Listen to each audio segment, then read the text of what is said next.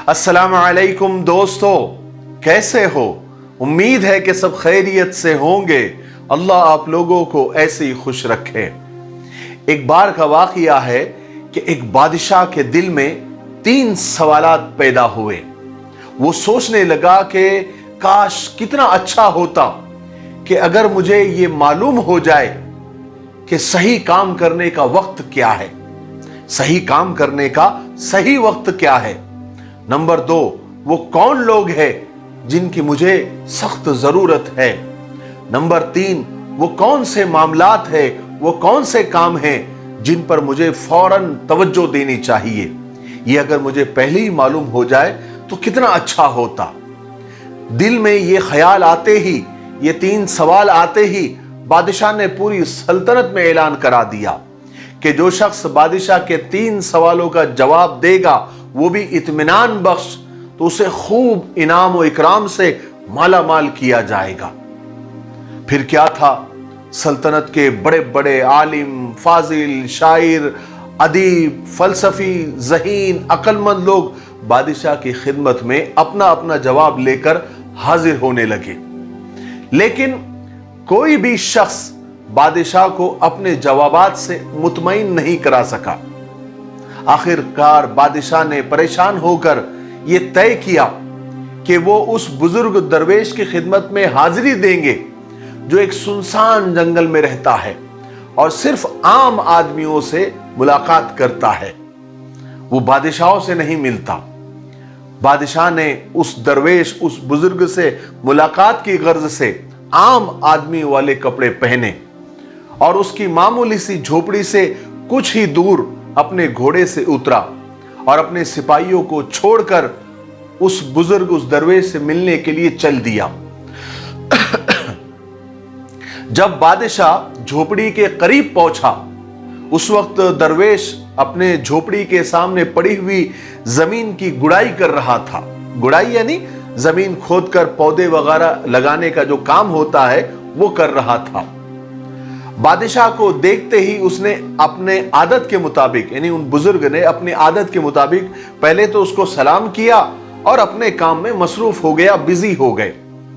बादशाह ने दरवेश की खिदमत में बड़े अदब से अर्ज किया कि ए बुजुर्ग दरवेश, मैं आपके पास अपने 3 सवाल का जवाब लेने के लिए आया हूं, और वो ये है कि नंबर 1, सही काम करने का सही वक्त क्या है।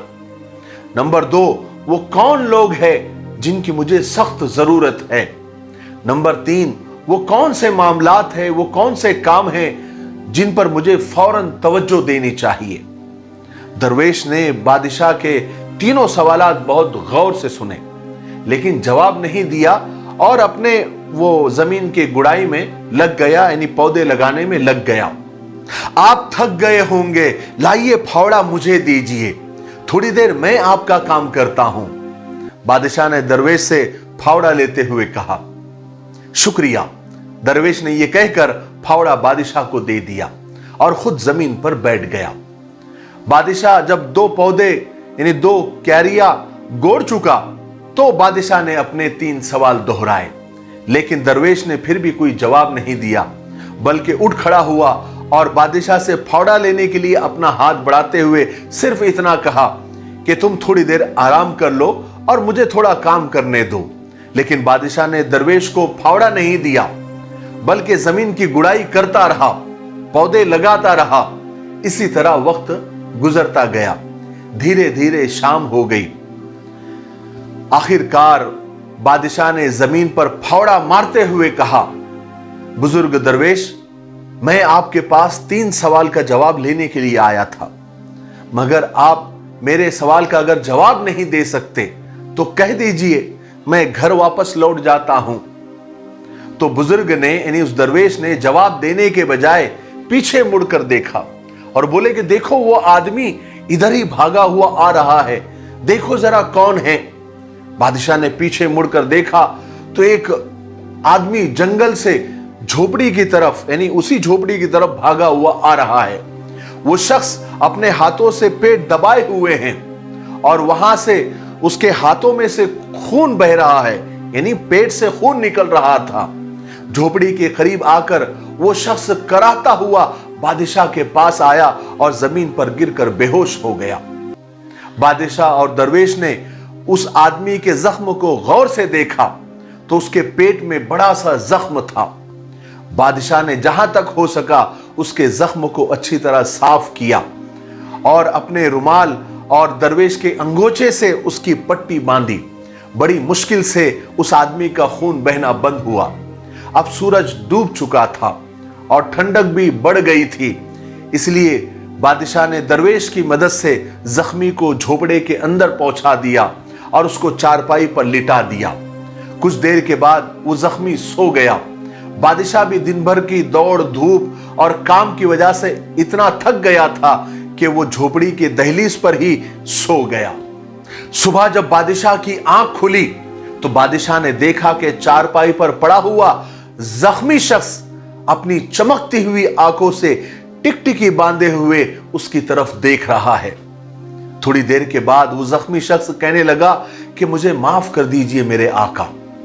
उस जख्मी आदमी ने बादशाह से इल्तिजा की। बादशाह कहने लगा कि मैं तुमको जानता ही नहीं, और जब जानता ही नहीं हूं तो माफ करने और न करने का सवाल ही पैदा नहीं होता। तो वो जख्मी शख्स कहने लगा कि बादशाह सलामत, मैं आपका दुश्मन हूं। आपने एक जमाने में मेरे भाई को कत्ल करवा दिया था और उसकी सारी जायदाद जब्त कर ली थी। तब से मैंने ये अहद किया था कि मैं आपको कत्ल करूंगा। आज जब मुझे मालूम हुआ कि आप इस दरवेश से अकेले मिलने के लिए गए हैं तो मैंने तय किया कि जब आप वापस लौटेंगे तो मैं आपको रास्ते में कत्ल कर दूंगा। लेकिन पूरा दिन गुजर गया, आप वापस ही नहीं लौटे। मैं अब पता लगाने के लिए अपने ठिकाने से बाहर आया।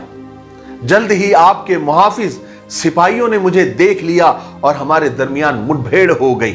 उन्होंने मुझे पहचान लिया और मेरे पेट में वार करके मुझे जख्मी कर दिया। मैं जैसे तैसे उनसे बचकर भाग निकला, लेकिन अगर आप मेरे जख्मों पर पट्टी न बांधते तो ज्यादा खून निकल जाने की वजह से मैं मर जाता। मैं आपको कत्ल करना चाहता था, लेकिन आपने मेरी जान बचाई। बादशाह सलामत, अगर मैं जिंदा रहा तो सारी उम्र गुलाम बनकर आपकी खिदमत करता रहूंगा। मुझे माफ कर दीजिए। बादशाह इतने जानी दुश्मन से इतनी आसानी से सुलह करके और उसे दोस्त बनाकर बहुत ज्यादा खुश हुआ।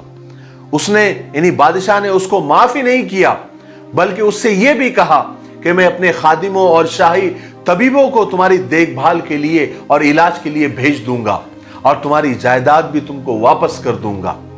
जख्मी आदमी से बहरहाल बादशाह फारिग हुआ तो वो झोपड़ी से बाहर आया। दरवेश को इधर उधर देखने लगा, क्योंकि बादशाह जाने से पहले एक बार फिर अपने 3 सवाल के जवाब हासिल करना चाहता था। जब बादशाह बाहर निकला तो दरवेश को देखा तो दरवेश अपना वही रोजाना का काम, वो जमीन की गुड़ाई, पौधे लगाना, उसको पानी देना, यही काम वो कर रहा था।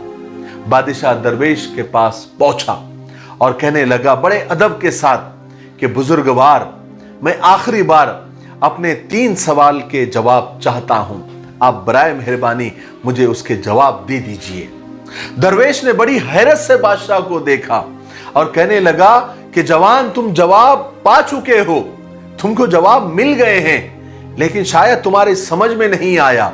कोई बात नहीं, आओ बैठो, मैं तुमको तफसील से बताता हूं। देखो, अगर कल तुम मेरी बुजुर्गी पर, मेरी उम्र पर तरस खाकर जमीन की गुड़ाई न करते, फावड़ा मेरे हाथ से लेकर काम न करते, तो शायद तुम जल्दी से वापस चले गए होते और रास्ते में ये दुश्मन तुम पर हमला कर देता, तुमको मार देता। इसलिए वो वक्त बहुत अहम था जब तुम जमीन की गुड़ाई कर रहे थे और पौधे लगा रहे थे, और मैं तुम्हारे सामने था तो मैं बहुत अहम आदमी था और मेरे साथ नेकी करना सबसे अहम काम था। बाद में जब वो आदमी भागकर हम लोगों के पास आया तो वो बड़ा अहम वक्त था, क्योंकि तुम उस वक्त उसकी देखभाल कर रहे थे। अगर तुम उसके जख्मों पर पट्टी न बांधते तो वो तुमसे सुलह किए बगैर मर जाता और तुम एक अच्छे दोस्त से महरूम हो जाते। इसलिए वो अहम आदमी था और जो कुछ तुमने उसके साथ किया वो बहुत अहम काम था। इसलिए जवान याद रखो, एक ही वक्त बहुत अहम होता है, वो है अब, यानी मौजूदा वक्त, करंट टाइम। इसलिए कि यही वो वक्त है जब हमें कोई मौका होता है, कोई ताकत हासिल होती है, हमारे बस में कुछ होता है। और सबसे अहम आदमी वो है जिसके साथ तुम होते हो। इसलिए कि किसी को नहीं मालूम कि आज जो तुम्हारे साथ है दोबारा उससे मुलाकात होगी या नहीं होगी। और सबसे अहम काम यह है कि उसके साथ, यानी साथ वाले के साथ नेकी की जाए, भलाई की जाए, उसके साथ एहसान किया जाए, क्योंकि इंसान को इसी मकसद के लिए जिंदगी दी गई है। इतना कहकर दरवेश फिर अपने काम में मसरूफ हो गया। काम करने का सही वक्त क्या है, कौन लोग ऐसे हैं जिनकी मुझे सख्त जरूरत है, और वो कौन से काम हैं जिन पर मुझे फौरन तवज्जो देनी चाहिए, ये तीनों सवाल के जवाब बादशाह को मिल गए थे। और यही तीन बातें ऐसी है जो हमारे लिए भी बहुत अहम है, क्योंकि सबसे अहम वक्त यही है जो अभी हमारे पास है, और सबसे अहम आदमी और सबसे अहम वही लोग हैं जो इस वक्त हमारे आसपास होते हैं, और सबसे अहम काम उनके साथ भलाई करना, नेकी करना होता है। मुझे भी ऐसा लगता है कि मैंने ये वाकया जब मैंने पढ़ा तो मुझे ये तीन बातें बड़ी अहम लगी और मैंने इससे सीखा, और मुझे उम्मीद है कि आपने भी इस वाकये से ये तीन अहम बातें सीखी होंगी। अल्लाह अमल की तौफीक नसीब फरमाए।